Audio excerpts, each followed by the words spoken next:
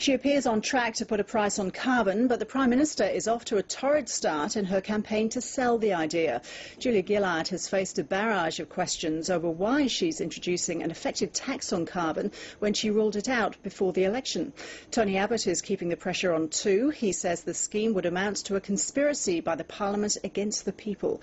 But Ms Gillard is undeterred, vowing to give as good as she gets in the debate over carbon pricing. From Canberra, political correspondent Greg Jennett.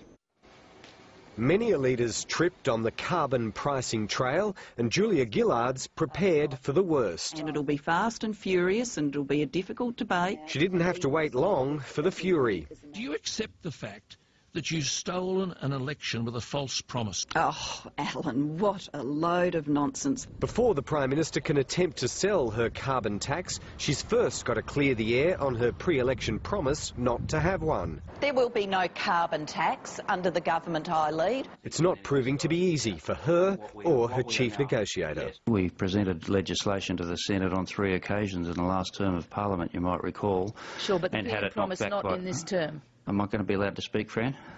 What's wrong with saying sorry or that you have a different opinion now? Does anybody seriously contend that at the end of that political debate, people didn't understand that the Labor Party believed in pricing carbon? I think that the Australian public are entitled to feel absolutely and utterly ripped off by this. I think if the Prime Minister wants to make, politically speaking, an honest woman of herself, she needs to seek a mandate for a carbon tax, and she should do that at the next election. On the tax itself, Tony Abbott's back in the market with the same message he took to the campaign. This is the mother of all taxes.